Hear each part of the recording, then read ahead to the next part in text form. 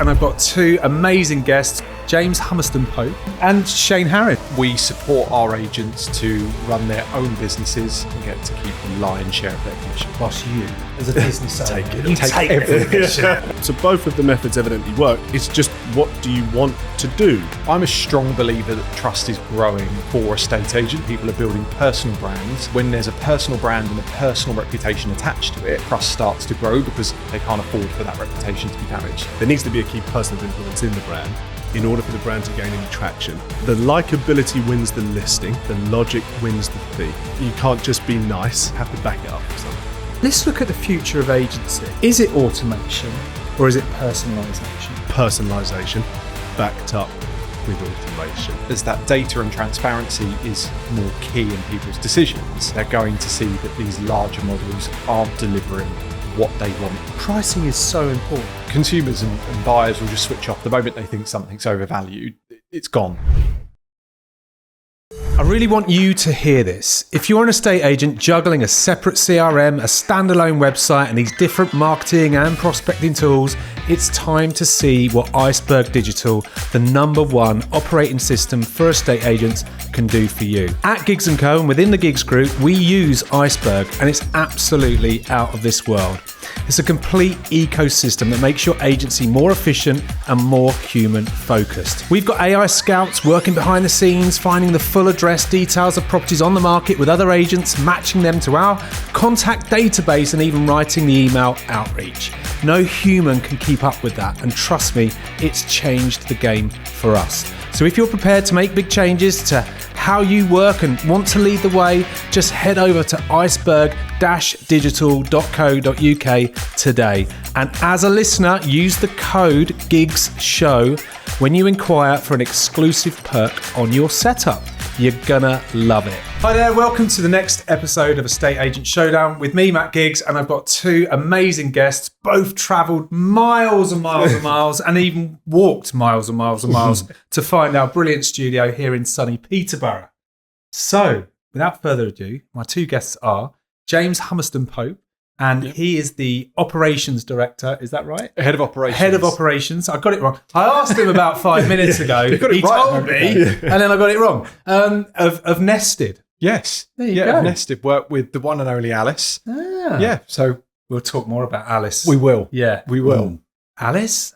Anyway. And Shane Harris, co-founder Co-founder, yeah. of Harrison Wood, based around Essex. Based around Essex, yeah. In which locations? We have 3 offices, well, 2 in Colchester, 1 in Whittam, soon to open a 4th in the Tendon area next year. So you're on this growth phase. Yes, we are. I mean, it must be really easy growing teams and hiring people and just all how of that. easy that It's is. just so easy, isn't it? So easy. And the model at Nested, for those listeners who or viewers who don't maybe know, which I'd be surprised if they didn't, tell us a little bit more about the model for you guys. So we are a self-employed brokerage. We support our agents to run their own businesses.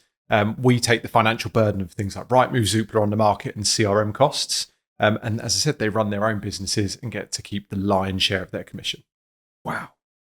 Boss, you, as a business owner, Take it you all. take every commission.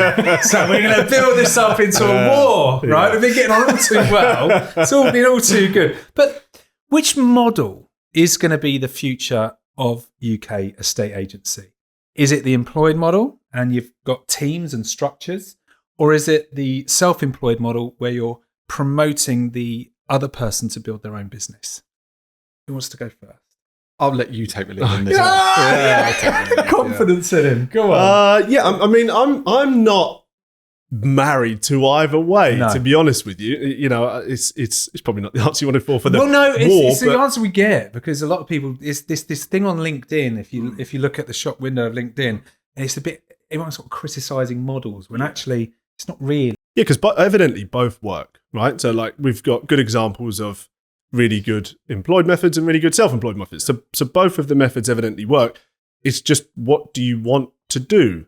And we want to be the model that is my opinion is, rightly or wrongly, that as things sort of go a little bit less hand to hand and a bit more like, you know, you could do this on your own, people value the connection of a place and a community to come back to, which is what Working within a team, both internally and externally. I think clients really like the idea of like we have a place. And I was talking to Mark about this the other day, Burgess, and he was saying, a few years ago, my opinion of offices was, well, do you even need them? Like, not really.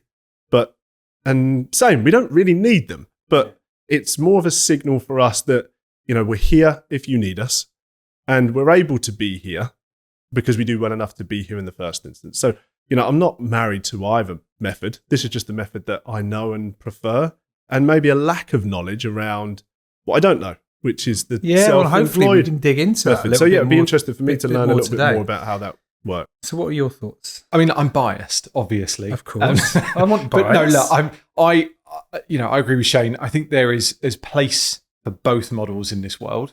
I do think what we will see is the dwindling of corporate agency, because look, I saw on LinkedIn a couple of days ago a branch manager role at a 22 grand basic salary. I mean, that's hideous when you think about it.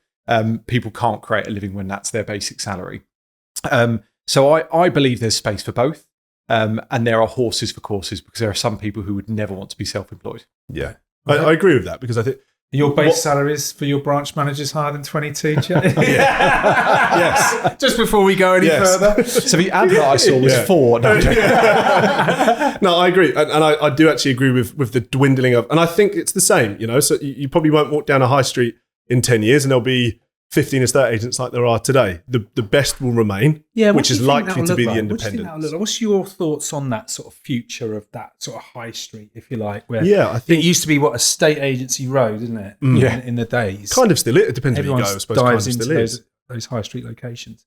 I think you'll have a handful of the best, and then you'll have a model like self-employed where both play a part in the town.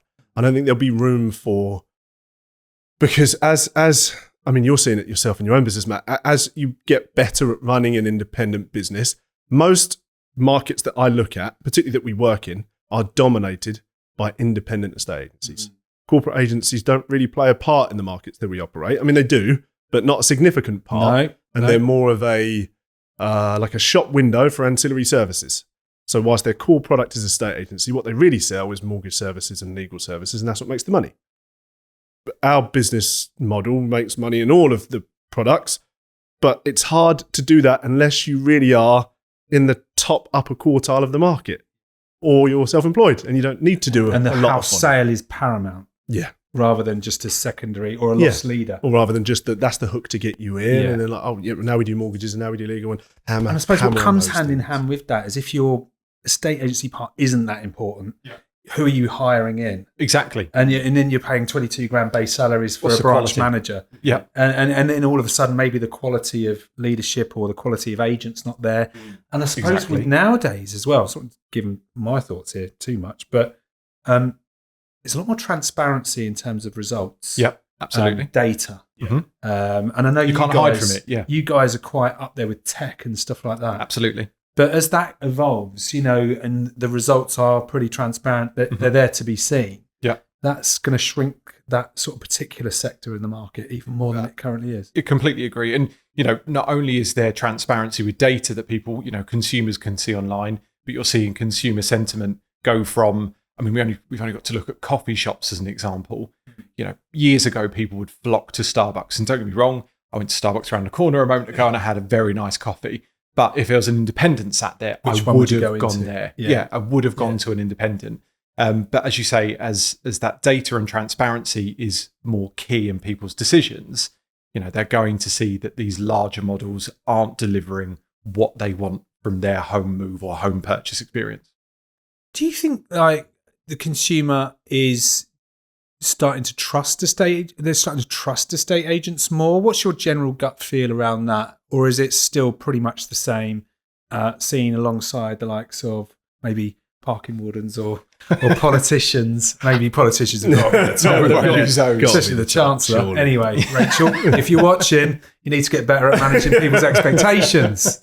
But trust is a central part of, or distrust has been a central part of this kind of divide between consumer and agent. Yeah. How do you think that's kind of progressing at the minute with models such as yours coming into fruition? I'm a strong believer that trust is growing for estate agents and with estate agents. I think what's going hand in hand with that is personal brands. So people are building personal brands alongside the companies they work with, be that Nested, be that another business. So for me, when there's a personal brand and a personal reputation attached to it, trust starts to grow because they can't afford for that reputation to be damaged. Exactly. When you think, when I think back to when I was a sales neg at a corporate agency in Broadstairs, the reality is people were shifted around offices so much. Google reviews were barely used. All of a sudden, accountability was out the window because you could be gone in a matter of weeks and the devastation you created is left behind. Now it follows you.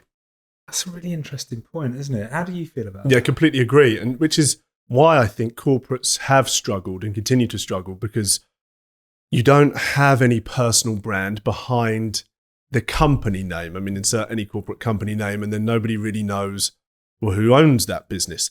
If you're an independent or a self-employed agent in a marketplace, or if you come to Harris and Wood, you can speak to Harris or Wood, and that's where the company stops. If there's a problem, you've got somebody that you can go to. And the point is absolutely right. You have to be, there needs to be a key person of influence in the brand in order for the brand to gain any traction. But by its very definition, because it is your company, it's already seen as if, well, you're going to take it more seriously, because otherwise, how do you grow? Yeah, I've heard that before, clients saying at least they know there's someone there that they can go to if all else fails. Yeah. But I suppose you're covering that slight bit of ground where the personal brand is definitely a big, strong factor for self-employed agents to build their personal brand attached with a company brand. Well, there isn't much difference really between a self-employed agency model and a traditional agency model when you're doing it outside of a corporate world, because that's really all we did. Yeah. Like I'm self-employed and an agent. So like that is my business model. And then we employ people underneath that and they build out their own networks of, and that's are they encouraged to build their personal brand? Yeah, well, they're certainly not discouraged to do it. Just a lot of people in our business don't like doing it. It's funny, isn't it? Yeah, oh, it's not for me. I don't want to be on camera. Yeah. As soon as you put a camera in someone's face, no. I don't do it. It's just not. I know. I've got people that hate the thought of me turning up at an office with a camera. But just coming back to that though, so the personal brand sort of thing you think's really, or the company name, the trust being built within the industry with the consumer, you feel like we're on the right path? Yeah, absolutely. You'd share that as well? Absolutely agree. Okay. And do you think then at the minute, if you was to break down the high street and look at, are you based in the high street yourself? And how many estate agents are in the high street where you are? Or in your location? Have you got quite a lot of competition? Yeah, so I would say there's at least 10. At least 10. How do you stand out? How do you help your business to be, because if you're in it, we made a conscious decision when we started gigs. It was like, we could have gone into the high street. There was premises. There was costly premises, if I'm being brutally honest. We chose to kind of invest in people and a location where people could still get to and park. And that actually became quite a unique selling point, if that makes sense. It detached us away from the others. Yeah.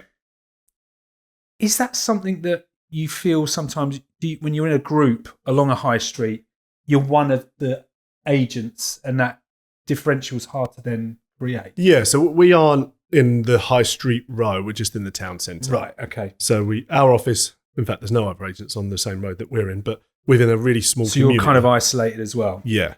And we were just deliberate on how the offices feel and what the experience is when you come in. So immediately when you walk into our office, there's a big screen TV in every office that has Spotify playing and then music in an office.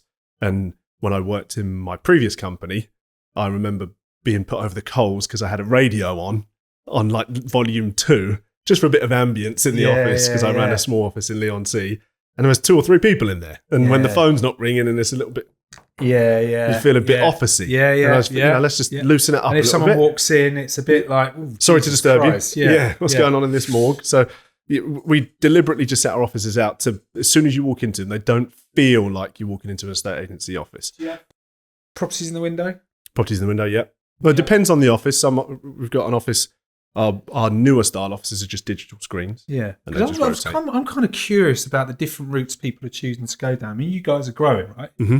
So you've got 3 locations, potentially looking at more. Yep, fourth one next year. And, you've got quite a large team. So how many are in your team now? Somewhere between 35 and 45 people. Decent number of people. Mm-hmm. It must be quite easy managing people and then employed contracts and everything else. I'm sure you've had no headaches. Yeah, hardest part of the job. Is it the hardest part? The hardest part of the job. Yeah, the most rewarding part of the job when it goes well. But what's the hardest bit, would you say? Oh. That you're allowed to say. Yeah, that you're allowed to say. Say what you like. We can always edit it. But you know what? I mean, there's not as many of them in now. I was talking to you about this before we started the show. Because we have a way of running the company when we didn't have a way of running a company on core values and what it means to work within this business, which is, a company like Nested who have an operation set up. I mean, head of ops. Yeah. We started thinking about that this year and we're 8 years in. Like, what do you mean head of ops? What do they do? Like, everyone's just an estate agent. I don't know what I do.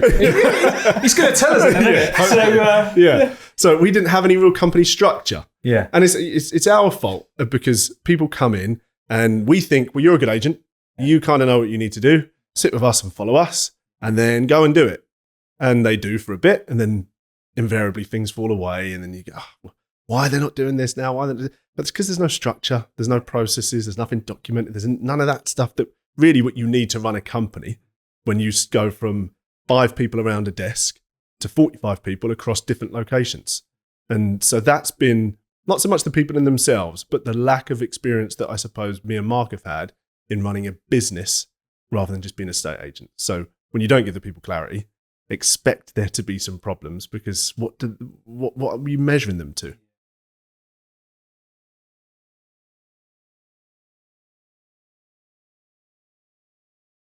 We do. And to be fair, we're currently mapping out what they look like for the next sort of 12 months because for us, I think core values do change. I think there's something that changes regularly with business growth, with the people you bring on board. I mean, I was just listening to what you were saying around bringing people on board and, invariably sometimes those wheels fall off because there's processes that aren't in place. For us, we have the same problem because we will speak to people who say, yeah, I'm game. I've got savings behind me. I want to go self-employed. But the reality is they've never been strict with themselves because they've allowed either a branch manager or a regional manager to tell them what to do on a daily basis. And the moment they're left to their own devices, all of a sudden they're like, what do I do today? How do I map out my week? And that's where we see the wheels fall off. Do you find though, because when you're in an employed, you have a contract. You have a contract with the employer. They will give you a framework, boundaries, processes, systems.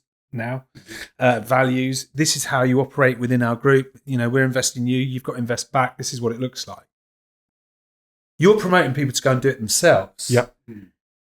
Is there zero then accountability? Does that then create maybe a bit of chaos in those people because they haven't got someone saying, okay, you've got to be on a call at 9 or you need to attend training or whatever it looks like? I think it could do if you weren't strict in terms of like brand guidelines and not what we expect because they're self-employed. We don't expect That's what I mean. Are they kind of like, is it a bit like, well, I can do what the fuck I like. It's my business. Yeah, I've always struggled with that. And how do you run it? Exactly. Look, it's the question that I think a lot of people going into self-employed think about. I think it's a lot of people, a lot of individuals in leadership positions in self-employed companies think about it as well, because ultimately people can do what they want. They can run That's their diary. That's the thing they're going to get. Yeah, that's the deal. You've got freedom. If you want to go and play a round of golf at 12 o'clock on a Wednesday, go and do it. Yeah. Something that I always say to people when we're talking to them is, look, you've got flexibility.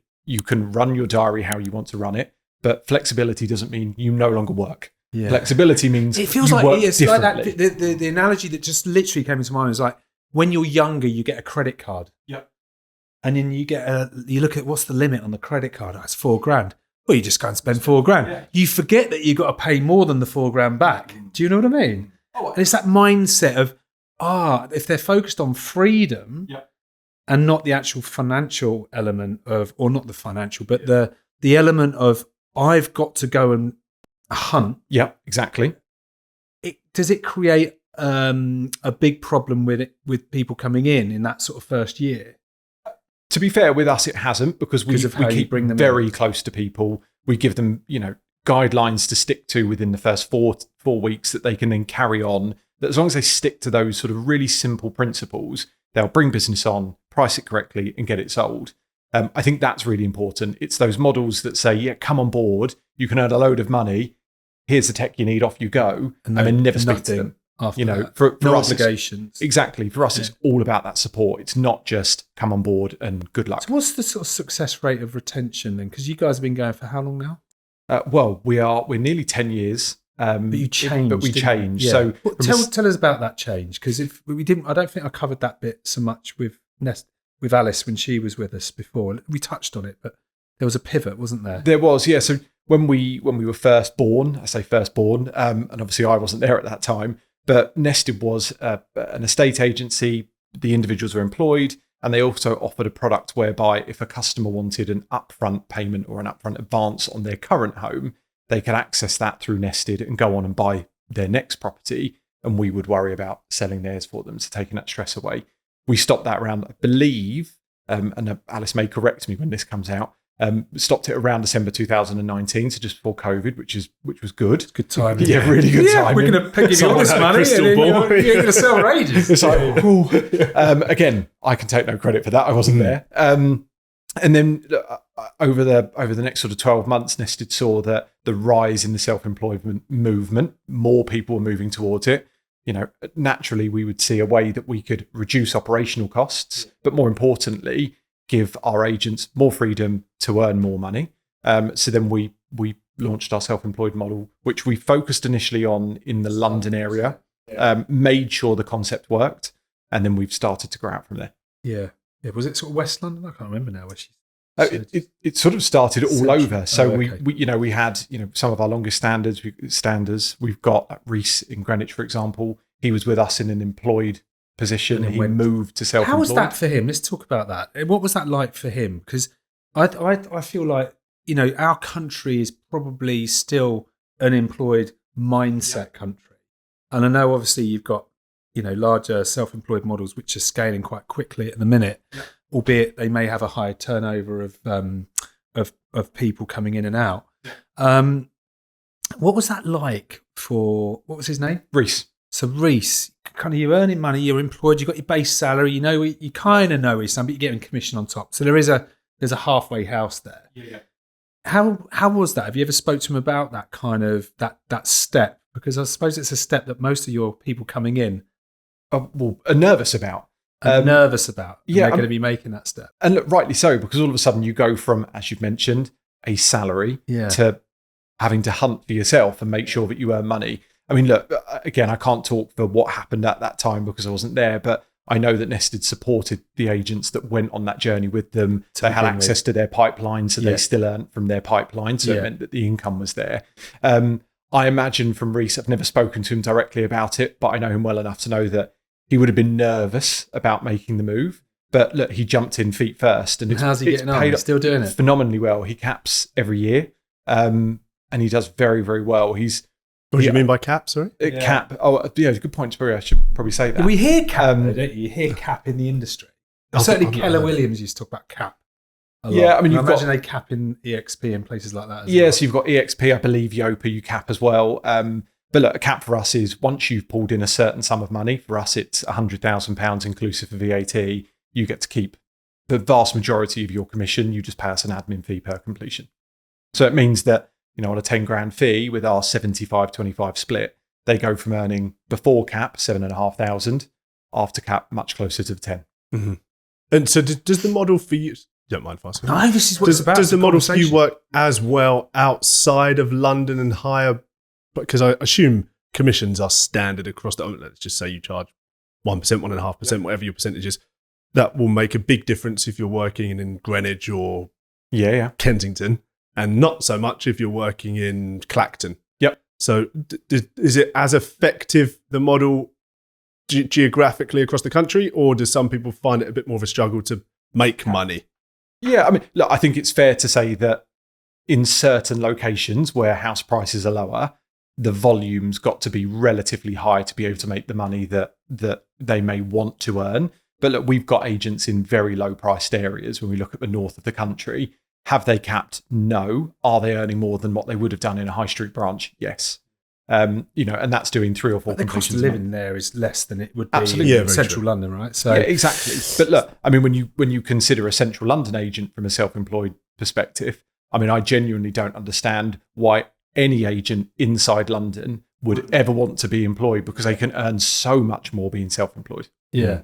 And again, I suppose it's just the mindset. Right? Of course it is. And then there's that period. I mean, how long do you think? I mean, we're sort of focusing on it at the minute. So it seems like we're just... No, it's fine. No, it's really interesting for me. But for me, I'm just like looking at it and going, what is the period really that you manage expectations on bringing in that income for someone like a Reese who's coming from employed, probably earning, I don't know, 50, 60, 70 grand a year.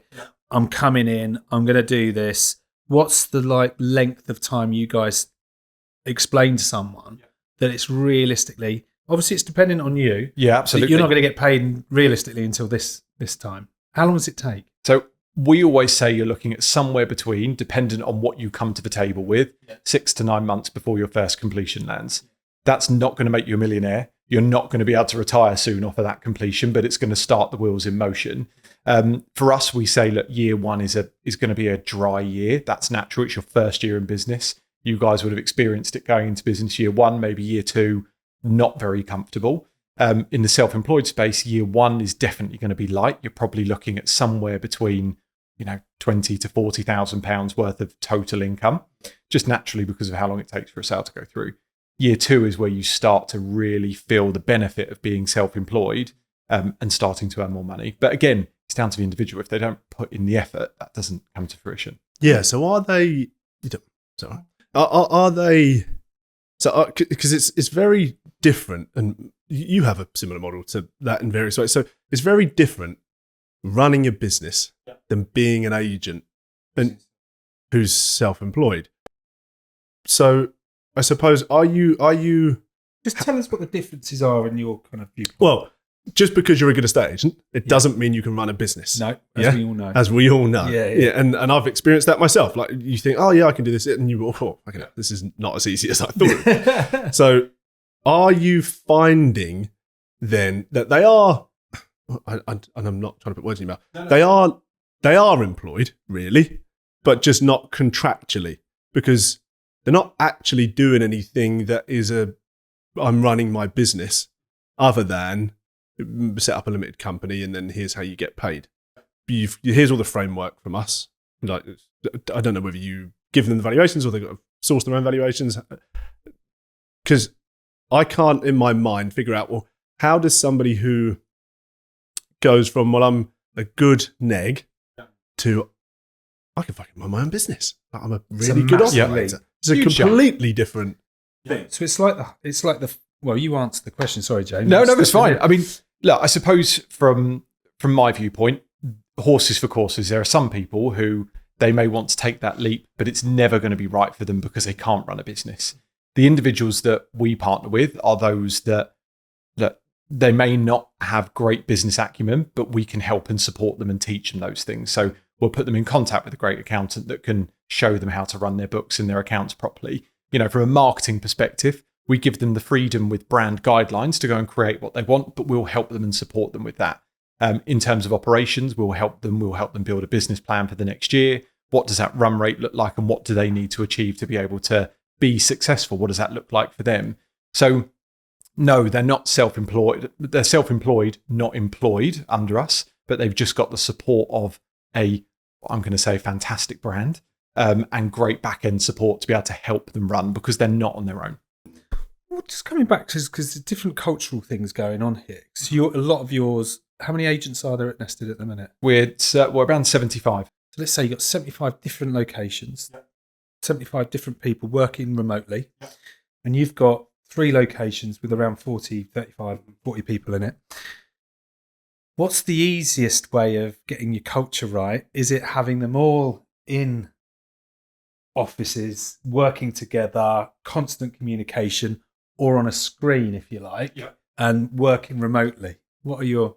What? Yeah, I suppose I'm probably biased to that as well. But what I mean is like, it's a difference, such a big difference. Yeah. Like, I mean, obviously there's 75 and 35, 40, but you generally, once you come past like a 10, you know, you're building a culture. Yeah, you're at a different style. Yeah, I mean, for me, proximity is amazing because, I mean, it's probably how we all learned how to be good agents in the first place.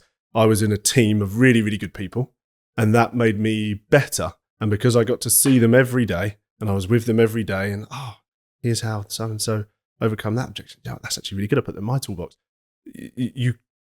My opinion is you can fast forward your learning by proximity, and the culture is so much easier to manage because, well, my ideas are the same ideas as this person. If they're not, it's really easy to see that they're not the same ideas because you're just operating in a very different way to what the person next to you is operating in. So building the culture for us is I mean, I haven't done it another way, so you give a different opinion. But it's been challenging, right? Yeah, it has been challenging. Yeah, you mentioned earlier culture, managing the business. Since you've really instigated kind of like core values, has really helped you with that. Yeah, I maybe politely disagree with you on the core values thing, James. I don't think core values change over time. They're almost like timeless principles, and you know, maybe they do, but ideally they're timeless principles. But I think the culture shifts ever so slightly as you grow, but you need to try and maintain really who you are at your core.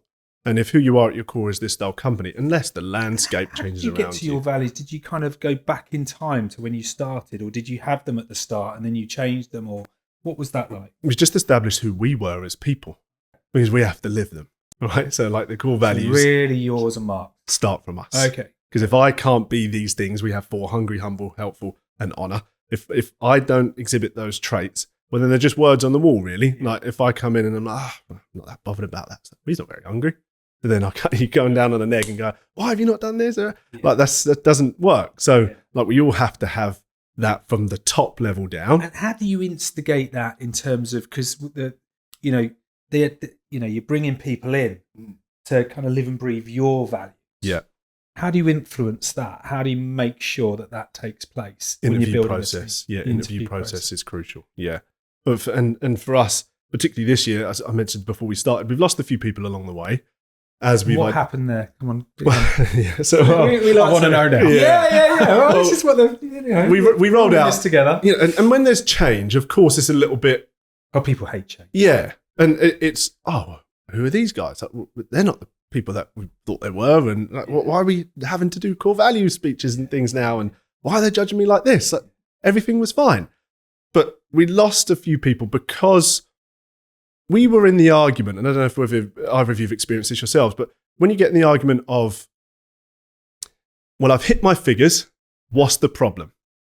And then you're like, God, like this is, you have, but I don't want you to hit your figures this way.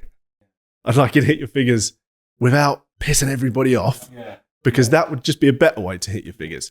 And they're like, yeah, but hit my figures. So you wanted me to do 50 instructions this month and I've done 50. So like, what's the problem? Yeah. Well, the problem is you were an arsehole and you upset this person. You got 5 complaints. 20. It reminds me of that Simon Sinek video that he did about the Navy SEALs, and it was performance versus trust. Have you seen that? I've heard of it. I've never watched it. It's only a couple of minutes, and if you're watching this, you should listen to this, because what was in that example of that video is that if you want to tell, there's a graph and it's performance and trust, and someone in your team's the kind of person that you can trust with your wife, or that kind of thing. And performers, you can sometimes have a high performer, but with low trust. And actually, to find that person, just ask everybody in the team who's the arsehole, and they'll all point to the same person.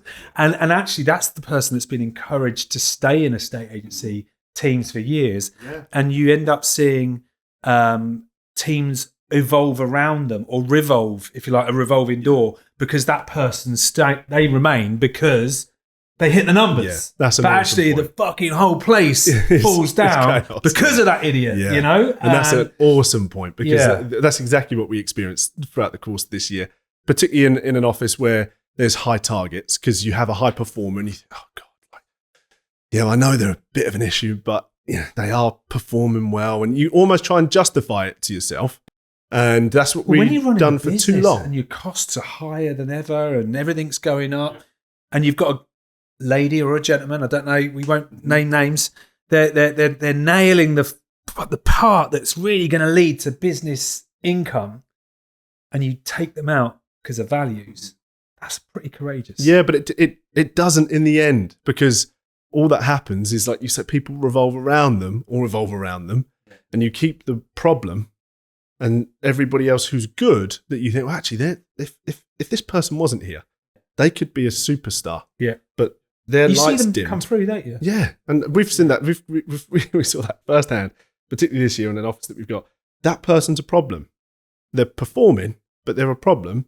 And these people know they're a problem, and we're in danger of losing these people who actually we'd rather keep, because I enjoy my day when they're here. Yeah. And when this person's in, it's not as good. Shift of energy. Yeah. That's just difference in values, isn't it? Just difference in values. And it's not a personal thing. And fair enough, you don't share our values. It doesn't mean you're a bad agent. It doesn't even mean you're a bad person. It just means that here's what we do here. And if you're not going to get on board with that, we're always going to butt heads and you're not going to enjoy it. So because it's your business, you and Mark, and it's your values, it's quite like, there's almost like an element where you can go, look, that is it. There's no kind of cross wires. This is how it's going to work. And this is why we do it, and so on and so forth. Coming over to yourself, James, and obviously you've got Alice yourself, and you're probably aligned, which you must be. Yeah. And then you've sort of mentioned you're kind of mapping out values at the minute. Yeah, and I think that's because, look, the values that we have go back to an employed team that before we had a self-employed model. So, look, absolutely. So I can see why changing them is probably why it's needed. And look, you've got, absolutely there are core values like, be helpful, be open, be honest. But there are more that I think, and there's more that we can do with them. And I know that's something that one of our ladies at head office is working on at the moment. But for us, it's kind of like a two-pronged attack, because we've got an employed HQ team, which need a set of values which encompass everything, and self-employed, unemployed. And then we need something that we would want to see being displayed by our self-employed agents. And I think we are very lucky with the agents that we have. So we go through quite a rigorous process in terms of I'd vetting say it's not them. luck. Give yourself more credit than that. Because your retention is pretty decent. It is. And we've, touch wood, we've never lost a successful agent. So we haven't had a successful agent go, I'm going elsewhere or leaving. Look, we do have people leave when it doesn't work for them for whatever the reason. But I'll answer that question. It's because they didn't work hard enough. Well, that is, yeah. I don't think if you're self-employed and it doesn't work out, and if you're watching this and this is you, it's because you didn't work hard enough. I think it's... you can find instructions easier today than ever, because most agents are crap at selling houses in this market. So if you can't go and get listings now, you are knackered. I mean, there's a lot of low-hanging fruit. And there's loads. No, I think sometimes when we talk about people not being successful, one thing we say to people when they first come on board is that you're helpful, you're open, you're honest, and you support your other counterparts. So we have a very open culture whereby other agents can ask advice of each other and just say, look, I've got this as a problem. What would you do in this situation? Even though our agents are all experienced people. They're not, green, never done it before. Do you have a minimum number of years? I'm trying to remember what Alice said now. Do you have they have to be an agent for 2, 3, 4, 5 years? Yeah, we would be looking at a minimum of 2 years, purely because it's such a big leap going out to be self-employed, such a huge investment. Public think estate agency is easy, and it's they do think it's easy. Do you know what I mean? That must be easy. Every time we get a new person come into our group, I think they've got so much to learn. And most of the new people that have come from outside into the company, they are shocked. As much as we try and manage expectations of how much they need to learn. Well, we've got a couple that work with each other, Chris and Frankie. They're outstanding. Chris started the business on his own. Frankie was working in central London. He's built up that business. She's been able to leave her employed role and join him in the business. And we sat down with him a few months ago, and she said, I genuinely didn't understand what your job was like. I thought it was easy, and my eyes have been opened wide to what you have to deal with. And people don't realise. So they do all the role then, do they? So they list, they negotiate, they do the viewings, they do the sales progression, they start to finish from instruction right through to here with the keys. They do every part of that process. Absolutely every part. And look, when we look at those in particular, Chris will did the listings. He's then trained Frankie so that she started viewings, then giving feedback, so that she's not just going into it going, right, I'm going to go and value my first house after I quit my job in central London 2 days ago. Yeah. There's a process to make sure that she gets it right, and she's phenomenal as well. Amazing. And are you finding with the agents, because of what we were talking about with values and changing your culture and developing it outwards with maybe a slightly different values for your agents coming in and your head office, that it does that become a bit confusing, or is it, do you know what, actually it's quite easy to communicate that out there? No, I think because like values that would sort of hit us at HQ or something that we align with, that we believe in, we would also firmly believe in the values that we would want across our field team as well. Naturally, there are things that our field team not being employed would resonate with because they're not an employed field force. But the reality is that when we expect people to be honest, open, supportive of each other, and drive for business, that encompasses us all. There's threads, isn't there, that like weave through the company. Absolutely. But as cities are made up of like the country's made up of towns, the business is made up of like mini cultures, isn't it? So it's over different locations. Of course, it's going to feel a little bit different. Same with us. We've got different offices, and each office probably feels slightly different to the one down the road. But across the company, the culture is consistent, albeit the culture in there is maybe slightly different to the one. Could we just go back to your interview process then, and how that's changed by the sounds of it? Yeah. Okay, and we'll talk about yours as well, because you're employing people into your company, but just different ways. Yeah. What's changed in yours and why? I don't think, and maybe this is a bit controversial, that agency is as difficult as what we make out. Unless maybe, of course, you're doing the self-employed method, but particularly when you're employed, because when you're employed by a company who does have good processes, we have structure, there's line management, you can go to the person next to you or the person above you and you can figure these things out and we'll train you. You really just need to have the right attitude and we can figure the rest out. And of course, not everybody with the right attitude ends up making a good estate agent, but by and large, if you're a good person, you can figure this job out. We're not putting people on the moon. No. So do you tend to lean towards people without experience? Not when you hire people, or not necessarily, but it's also not a problem. Yeah. So like we wouldn't have we need to be an agent for 2 years to meet our threshold. You could have never done a estate agency before, but if you're the right person, we think that you could get trained to a level where we could put you out on the road and you could value houses. Yeah. I mean, there's a science to how you figure out what things are worth, but we've got a team here that we can do that with. You don't need to be an unbelievable agent with a great track record. You just have to be a good person. And so when you're interviewing people, because obviously, do you think hunger is quite important? Yeah. Okay. How do you spot that in an interview? We have a bit of a filtration system whereby, so Mark will always do the initial first interview. Now we changed our tact on it a little bit. We used to just have, so-and-so knows this person. They were good at that agent, so just get them in. And then we'd get them in and see them and go, I like it. Yeah. So it's just a bit more hand to mouth. But now we've grown a little bit and it becomes more difficult to find good people. In the early days, it was like we just had loads of people readily available. So we now use recruitment consultants, which I never saw the value in before, but I do now. So shout out to any recruitment consultants out there. Particularly people like Rayner and Russell. They're a good firm who understand the industry. So that if we're using those outside of anybody who's come to us from actually I had a chat with that person. Do you use recruitment consultants for growth? We work with some, but for us, financially, because of obviously what we retain from commission, financially it's not worth us paying a recruitment consultant like £3,000, £4,000, £5,000. Yeah. I mean, if you don't need it, then don't use it. Yeah. So Mark will do the initial interview stage, and that will just be around the type of thing that we do at our business. And setting them up. Just set them up. Yeah. Does this sound good for you, and get to know them a little bit, like what's your history, where have you worked? Is there anything that we could say, we could probably make a good agent out of this person? I'll then do the next stage of the interview where I just talk about what it's like to work here. Yeah. These are our core values. This is what they mean. And I won't give you them as headlines, but I'll give you the definition of this thing. And let me give you an example of what this means when you work here. So you've got a clear understanding of when you come in here, here's how you're going to be judged. Not just, I've put 50 houses on the market, but how did you do it? So if you can get on board with all of these things, you will always have a job here.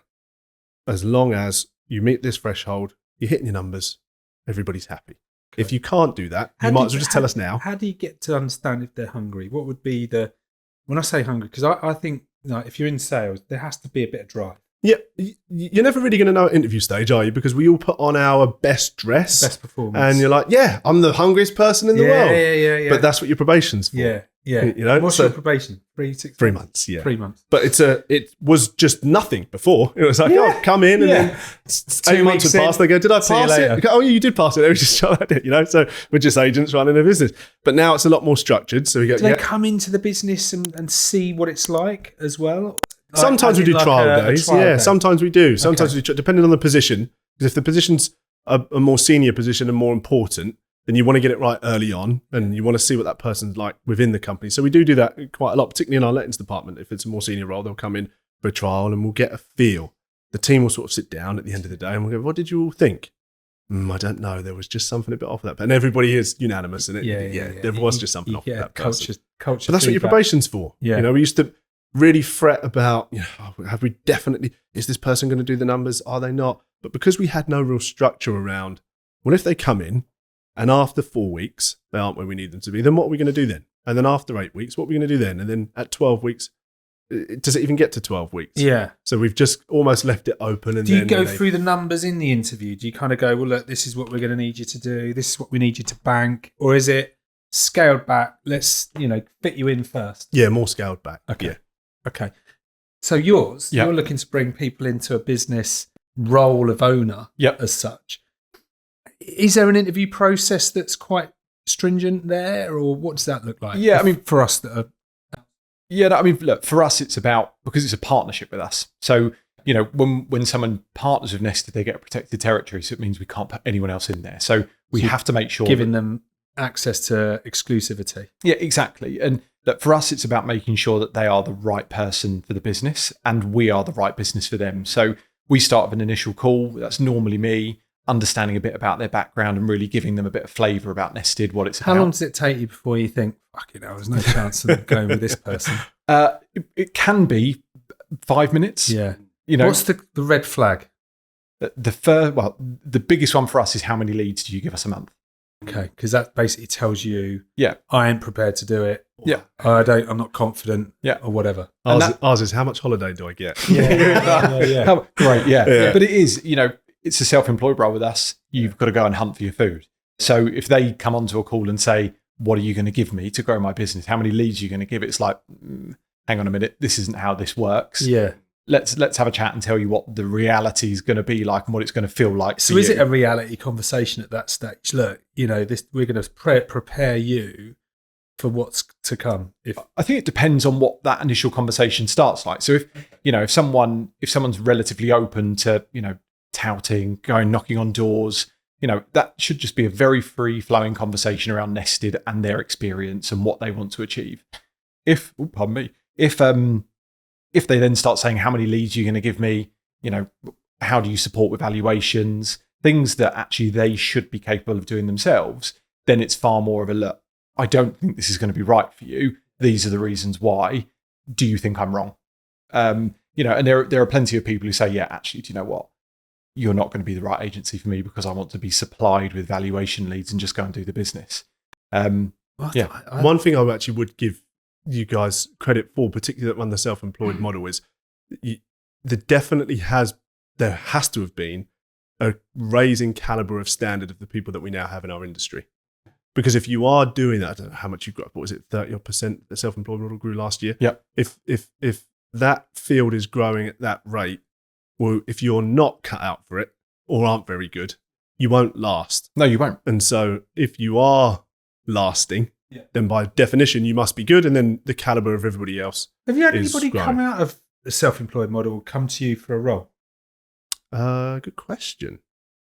I don't think so. No, I don't wonder think how so. many come out of not succeeding in the self-employed model and then go back into an employed role. Because I think a lot of people that go self-employed, they struggle to revert to an employed. I think it would be very difficult once you've had that freedom, whether you've been good with that freedom and your work ethic or not, to then be expected to go and sit in a branch. Because I see a lot of people that have gone self-employed. I'm not speaking about Nested here, but I know a lot that have really struggled for 12 months. Yeah. Like unbelievable. And they're earning less than their last year's pay And I saw someone the other week, maybe longer than that, where they were saying, "Oh, I wouldn't work for 5%. How can you? It's sick that you're paying people 5% commission." And I'm thinking, well, it's 5% commission, but like they actually get company car, phone. They get a massive base salary. This particular company were paying. So actually, a large chunk of what they were earning was as a team. They were working and getting paid probably a lot more than they would have done if they went to 100% commission only in that 12-month period. And I suppose where I'm kind of like looking at this from is there's a lot of people that are going into this, and I don't think their eyes are wide open. I think there's that onus is on the self-employed brokerage, to be honest with people, because it's very easy to sell people the dream, and say you can earn 200 grand a year and you can have all the freedom you want. The reality is the first 2 to 3 years are bloody hard graft to get yourself to a position whereby you can afford more freedom. Year one, if someone goes into self-employed agency thinking they're going to earn more than their salary in year one, that's wrong. That's down to the brokerage not being honest. There's a massive mindset, like you talked about 50 instructions a minute ago. Is that one person getting 50 instructions a month? Mm-hmm. Yeah, that's a lot. That's a lot. Yeah. So our guys earn good money. So if the argument is just money around self-employed model, I think a good independent can make it work. But overall, then I understand. If you're, like I said earlier, if you're outside of the top upper maybe 3, 4, 5 agents in your town, depending on how many agents there are in that town, then the employed model is difficult to get right. But if you work at a firm that does volume, you're earning good money anyway. So here we go. We're going because we're on volume now, and I have mixed feelings about volume, and I mean from a consumer. Yeah. So I think about if I'm sat in my lounge and I've got someone out. Shane's come out. Here he is. Fucking definitely want to use you, Shane. Sign me up. Good fee. Brilliant. You get me whatever. We're in. And then I never hear from you again. I'm passed over to somebody else. So how do you overcome that with your team and clients? Because I see it, very few get this right, where the client feels like the journey's seamless at that point, where they're not abandoned. Yeah. How do you get that right in your team? I can't really see the argument for the other way. So I'd be interested to hear this from your guys' perspective, because to me it seems ludicrous to go, well, I'm me and I'm the agent and I'll do all your viewings and I'll take all the calls and I'll book all your viewings and I'll give you all your feedback. That's being used as a pitch, isn't it? Yeah. And then you go, okay, great. But then what happens when you go to the next valuation and then somebody wants to view my house? You go, oh, well, I can't be in 2 places at once, so I'm either going to have to do the valuation or I'm going to have to do your viewing, but I'll figure it out. So I can't see a logical argument for the other side, other than, I'll organise my diary or I'll have a bit of admin support, or my wife might help me, or, whatever the answer is. Our process is set up in the way so you don't fall out of the system and nothing needs to get missed. So, Matt, you put your house on the market with me as the valuer today, but my job is the valuer, and that's what my expertise are. So I go around to all the houses that we put on the market here. I will be able to tell you how the process works. This is the Harrison Wood way. This is what happens for the first week, for the second week, for the third week, for the fourth week, and we do our contracts over 6 weeks. So at this 6-week window, we're going to have this conversation. But after I leave you today, you're going to go into this team, and then that team is going to make sure that your onboarding's done well, and then you'll speak to the sales team. The sales team will look like this. And if at any moment in time you need to speak to anybody, you'll be assigned somebody in that sales team that you can go to, but anybody has access to your files. They'll pick it up. That person's on holiday or they're not here. Holiday's a massive one. I don't know how you get around that. But if I'm away for 2 weeks, don't have one, do you? then what happens? I don't know. Somebody else picks it up or somebody comes into your territory. I don't know. But that continuity can't sustain itself over one person because life happens to one person. 2 of my guys last week lost family members. And you're like, okay, well, you're going to need some time. So take a week and somebody else will pick your work up. Yeah, that client's sale hasn't stopped. That doesn't need to stop. Yeah. Somebody else will just do it because we've got a team of people that do it. Well, you're convincing me. The client understands. They know that you start here and here's where you end up, but here's who you're going to speak to along the way. If the valuer doesn't explain that, then of course, it's well, why am I being pulled from pillar to post? But the structure is, we do this for this reason, and I can't be in every place at every time. So I'm going to need a team of people to help and support me. Okay, and kind of flipping back to yourself now, because obviously your agents are like they'll have a Swiss Army knife of strengths. They're going to go out and we're going to value the house. We're going to come back, help the photographer. We're going to, and that's a great point because like come to the viewings. We know the house inside out. You're not necessarily a good valuer and a good negotiator. Do you think? Not necessarily. I mean, you might be a good valuer, and you might, for me, the valuers want all houses sold because, of course, that's how they get paid, and so do the negotiators. The managers get paid on an office as an override, but they're also paid in different ways of like client retention and how happy people are. But you're not necessarily the best person for all of those jobs. I've got really good valuers that don't make particularly very good negs because they're not organised. They're not organised at all. So you're actually breaking down strengths, and then going, well, you're best here. Yeah. To combat that, yeah. Over to you, James. So I would say if it's framed up in a valuation like you've just said, where people understand their roadmap of who they're going to talk to and what the process they go through, that sounds perfect. I think the reality is unlike your agency, most high street agents don't do that, and people just disappear. I think, look, for us, it isn't about volume. So our agents don't have to have 40, 50, 60 homes on the market at any one time, because if they did, that would be untenable. They wouldn't be able to give the same level of service that they would need to their customers. So for our agents, it's much more about a smaller number of homes whereby they can be more on hand. Look, thankfully, consumers are actually quite open to the fact that people like to go on holiday, so they might not be around for a week and now do the viewings for them and support them. Where one of our agents might be bigger, they will have viewing assistants that will help and support them as well. And thankfully, again, with our agents, they are very supportive of each other. And actually what we find is they will jump into each other's sort of businesses as and when they take holiday to support booking viewings, valuations, and then carrying out those viewings for them as well. I agree, there are some people that aren't the best negotiator when they're the best valuer, but again, horses for courses, it might be that self-employment isn't the right route for them because they can't manage all of that process. Yeah, I suppose you're only really working with people you want to work with, both internally and externally. Yeah. Because if a client turns around and says, well, I need people on hand. Yeah. And if you go to Australia for 2 weeks, I can't afford for my house not to be on the market for 2 weeks or people not to be working for me for 2 weeks. Yeah. I suppose maybe it's not right for you that we're the agent for you. And there will be those. I think I would say most self-employed agents will do an element of work when they're away and abroad. I remember when I was sitting in Thailand, I would do 2 hours of work in the morning. I would still book viewings. Viewings would still go ahead with my viewing assistant. So people, when you're self-employed, it's a different mindset, and it is very much, look, it's my business, it's my baby. I'm earning quite a lot of money from this. I'll spend a couple of hours while I'm away doing these things. Yeah. I'm going to dive into some quick fire questions with you both. Sure. That's all right. So this is more about the business kind of engine and where you are, but can data ever beat gut instinct?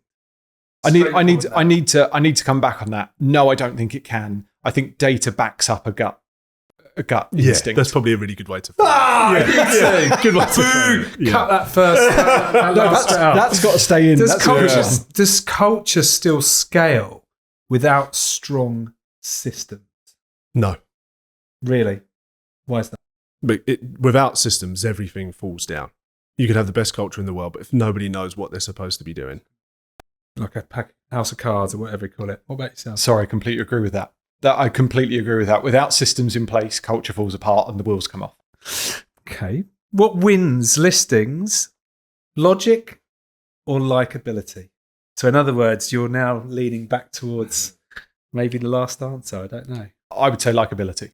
Okay. So if you were going to have your house valued and you were going to make your decision, would it be the process or the logic, I suppose, or would it be the likability? For me, it would be the likability. The likability wins the listing. The logic wins the fee. Oh. So like you can't just be nice and expect people to pay you. You have to back it up with something. Okay. Because I went to an event the other day and I got to be honest, I left just after lunch. And it was only because it's just AI and data.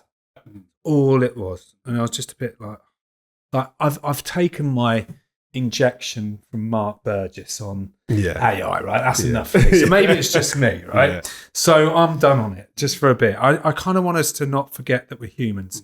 And it kind of made me think, and I've kind of had two guests on before you, and I looked at the success of their businesses and how AI didn't drive either of those. What we're seeing with it is how much it can support certain things moving forward. But let's look at the future of agency. Is it automation or is it personalisation?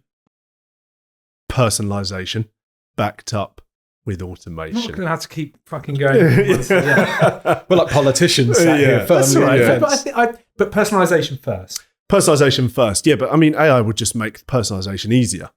Because if you know who people are, I mean, your phone is exactly that, isn't it? It's like you see a different news feed to me. We think we live in the same world, but we see completely different things all of the time. And we think, oh, well, Matt's seeing the same thing as me. And how could Matt possibly view that in a different way? Yeah. Well, it is personalisation through the AI that's giving me what they think I want to see. So my world will probably look very different to yours or similar to yours, very different to yours.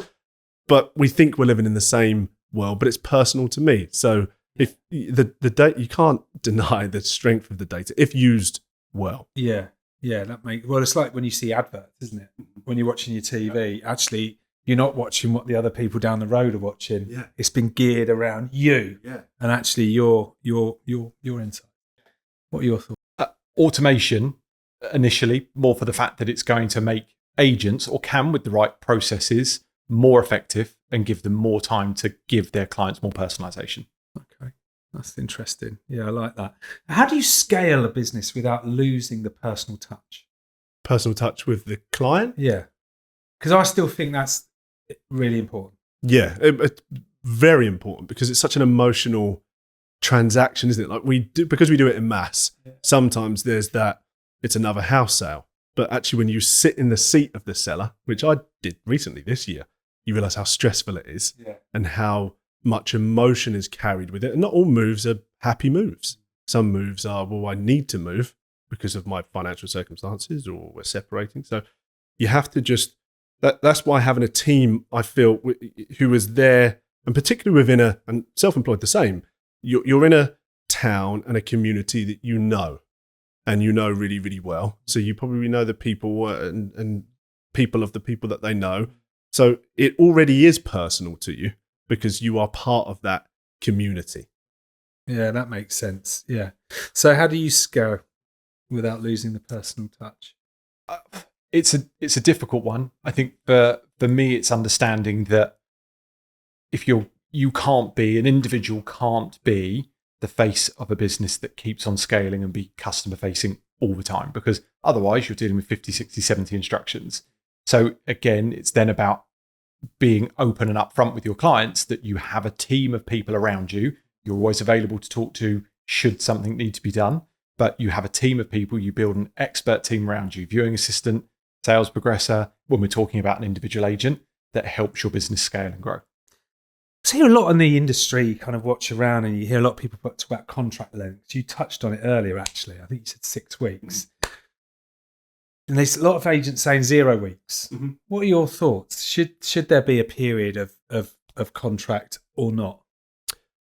Exclusivity, I suppose. Yeah, I suppose it doesn't really matter as long as you're doing a good job. We hold ours to 6 weeks because we know we've got enough time to work the plan that we put in place for that 6 weeks. But because the company it starts and stops at me and Mark, if you have a problem at 4 weeks that we can't resolve, well then it's 4 weeks. Yeah. It doesn't. Yeah. It's there as a bit of paper to give us the chance to do the job. But it's for me, 0, 6, they're all the same thing. If you're doing a bad job, the client's not going to want to use you anyway. It's more of a detriment to keep them because in the end they just tell everybody how horrible the experience is. Like, just let them go. And that's the thing, you don't want to hold people to ransom. I'm a firm believer of 0 week contracts. Firm believer, purely because I think if you give people that service, you show them what you're going to deliver and you show them that plan on day one and they can see you sticking to it, they're not going to leave you. And how, because obviously with that in your model then, when people are running their own businesses, do they get to choose the terms that they set out with clients? Fees as well? Fees. So look, we have a minimum fee, so we will always take a minimum Is fee that from the sale. pounds or is that a percentage? So we have a minimum fee in pounds. So as long as a fee is over a certain number of pounds, we make sure that we get our correct minimum fee. But our agents have the choice, so they can choose to charge someone £1,000 if they want to. It just means that their percentage split's different, and they can choose to do whatever week contracts they want to do. So if it's 0 or 20. Interesting. Yeah, very interesting. What yeah, goes very through your mind interesting. there? Yeah, it makes me think like Shuddering. from a client, from a Anxious. client perspective. I mean, obviously you've got territories, right? So that one person, even within the territory, I guess that one person gives a different experience to you than what you might have down the road, which is, I suppose, if they get, well, look, I was in no contracts, but Jenny down the road told me that, she was in 20 weeks and then somebody else has got 10. The continuity there must be a bit different across the client base where they go, well, why am I signing up for 10 when somebody else signed up for 0? Yeah, I mean, I see that. I think from my experience of selling previously before, I was using a high street agent. I won't name a name. One of my family members was using the same high street agent. Myself and my partner were tied in for 16 weeks. They were tied in for 24. Same company. It was just the manager in the branch chose different weeks. I think that the variation is down to the agents. Was it a large corporate? It was. Oh, there you go. Any good? No. Budgets cut. And I do understand. Sometimes it requires, right? This is because you'll list a house and the client's expectations won't maybe meet the lister's expectations.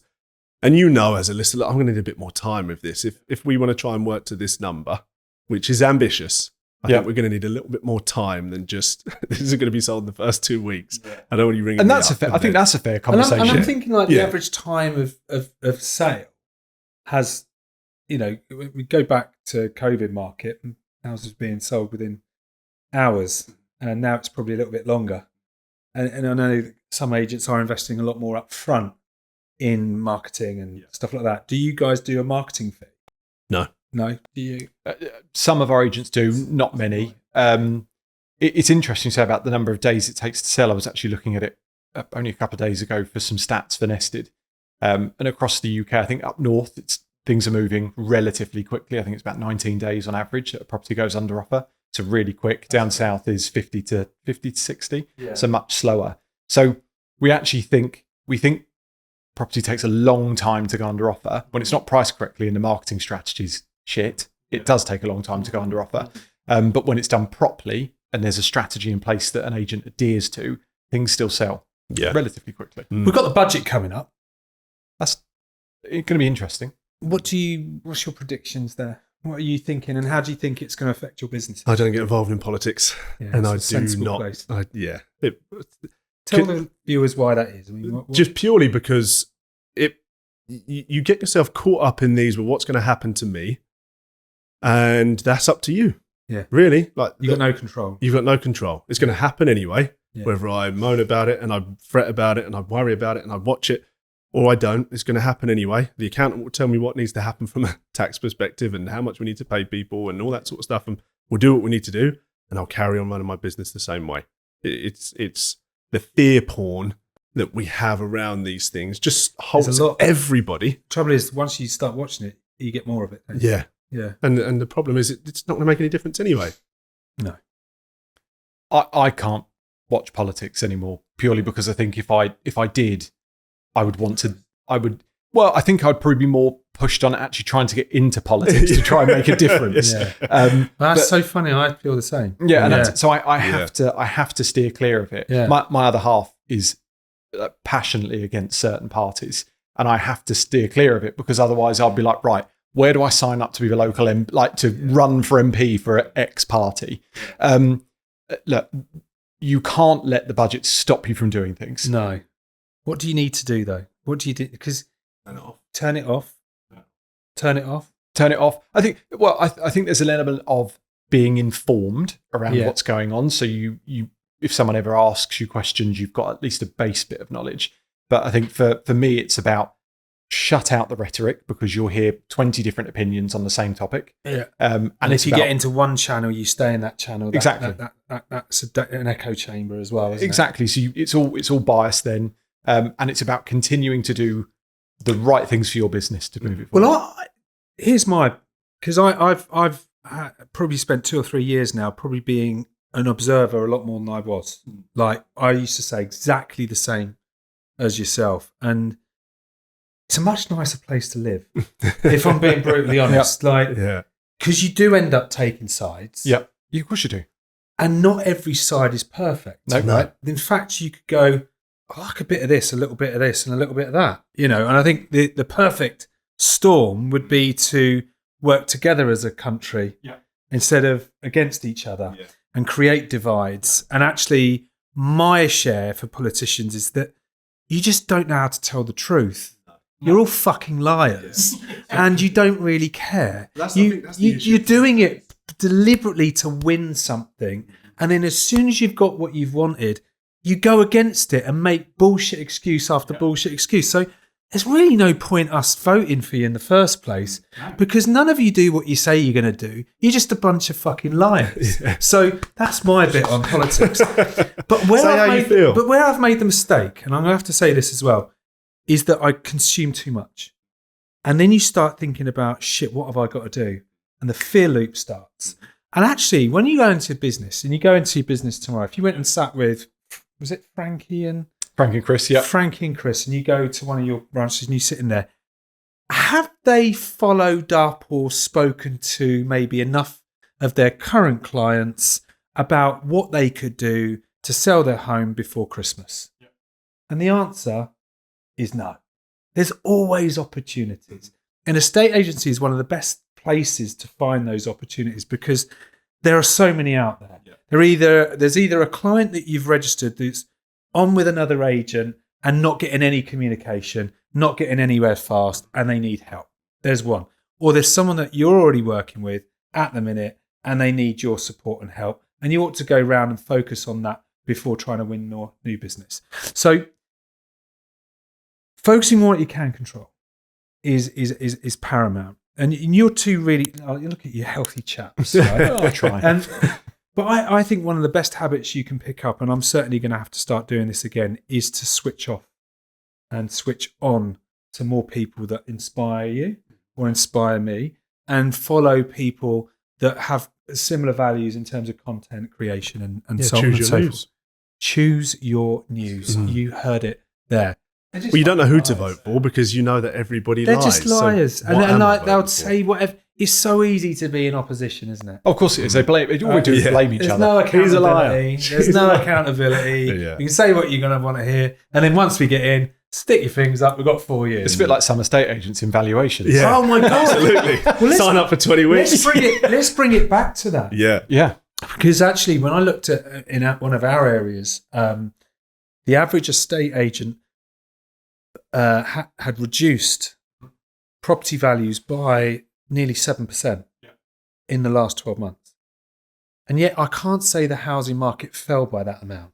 So I wonder what happened, right? Well, what happened is the agents are going out there, aren't they? And they've always done this. They said, Shane, you know what?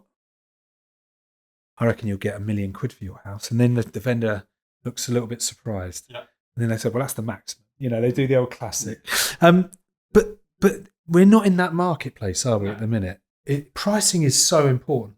Well, but consumers and buyers will just switch off the moment they think something's overvalued. It's gone, and then all of a sudden it's like, I've seen that one.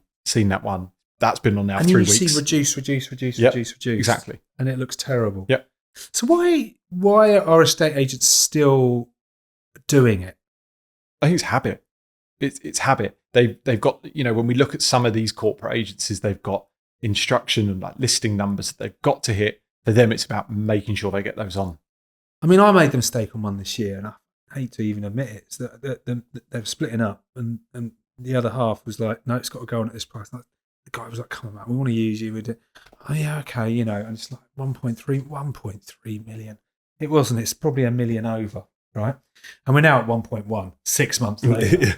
It's like, how much? The trouble is you lose credibility. And actually, the best thing I could have done at that point was go, I think you should go with somebody who's happy to do it. But when you're ready to go at this strategy, you just got to promise me one thing. We're gonna do this together. But we're so much better at that. We've refused more listings this year and less maybe complicated sales, should we say, whether that's clients or the technicalities around it. And our conversion rates increased massively around that. What are your thoughts on that? Because is there a slight danger when listers are going out there and they must be incentivized, I assume, to win instruction? No, not ours. They're not. Okay. I was trained in that way. Yeah. Corporate I was always told the agent with the most houses sells the most houses. So your job is to get the house on the market at all costs. And at all costs is typically price and fee. Tell them a higher price, tell them a lower fee. You're very likely to win the business. Easy, really. But what's it different for you guys then? So our listers are only incentivized on deals done. So if the house sells, you get paid. If it doesn't, then it doesn't.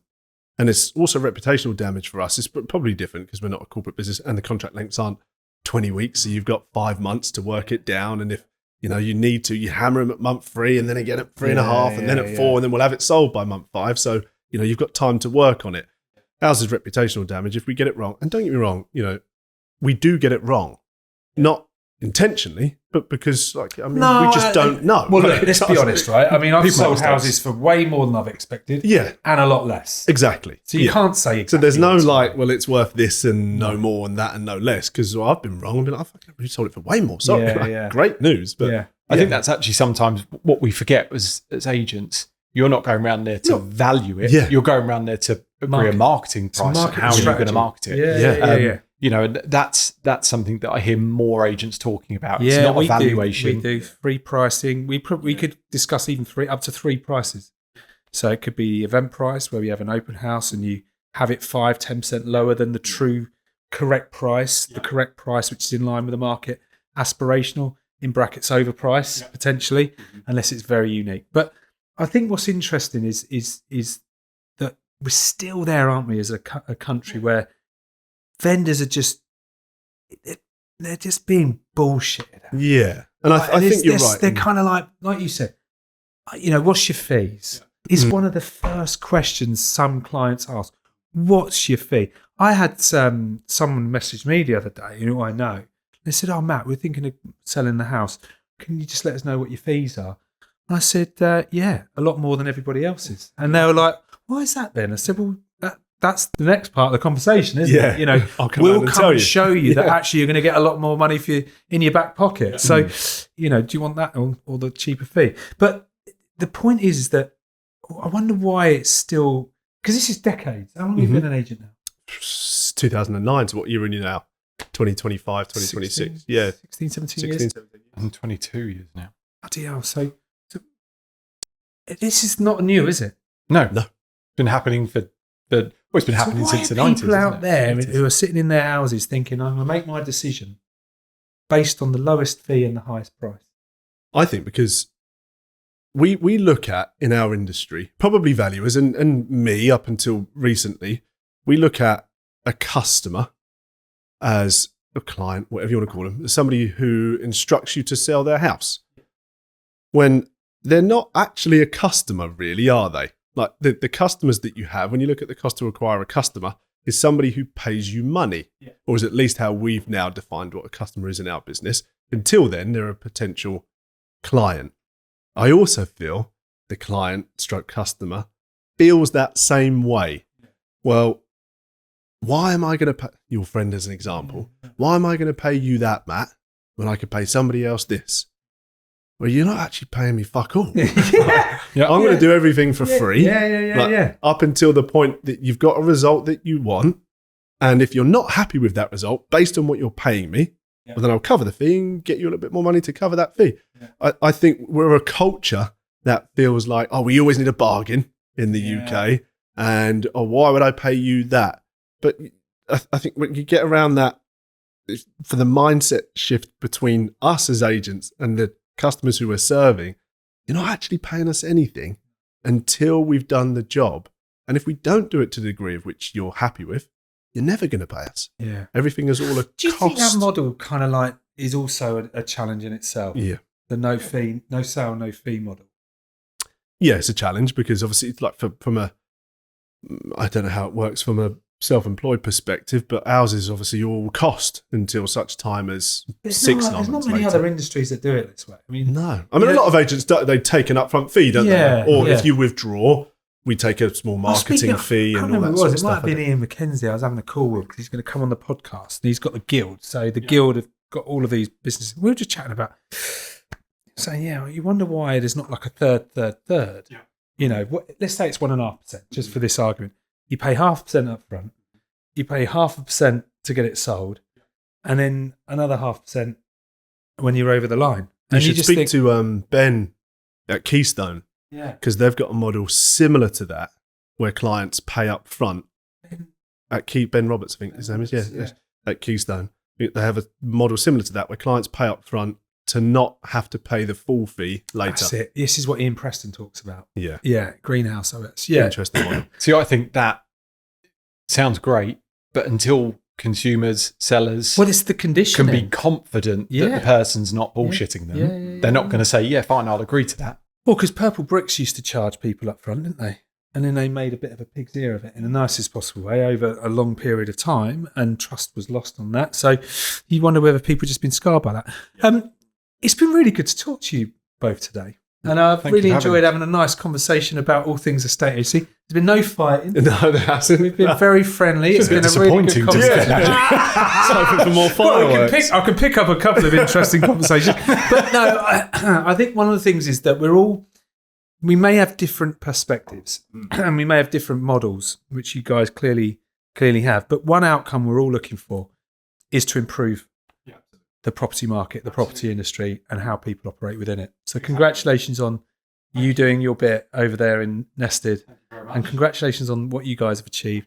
And equally, I know you, Shane, as well. I mean, you guys are amazing. You're courageous leaders.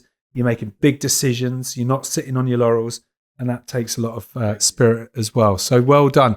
I really hope you've enjoyed this. You must follow Shane Harris at Harrison Wood, and obviously James Hummerston Pope from Nested. They're on all of the... Well, what I won't do is tag you in to the wrong James Now what? James Humphrey Stone. That's and it. They get So I mixed up all the time. I got that wrong the other week. But anyway, Is he an that's- agency as well? Yeah, he Oh, runs no the way. Avenue as well. So it's a competing self-employed model. So that Every was so often interesting. I'll get messages on his birthday saying happy birthday. It's like, wrong James. I've got to get him on. I've got to get him on just to see if he gets anyone doing the same thing in reverse. Yeah. But if you really enjoy the content, which I'm sure, and I hope you do, if you got to this point in the show, like, follow, share, subscribe. Also, send it to people. There's a lot of people out there in the industry that haven't subscribed or haven't watched the show yet, and I'm sure they'll enjoy it just as much as you. So keep in touch. See you on the next episode.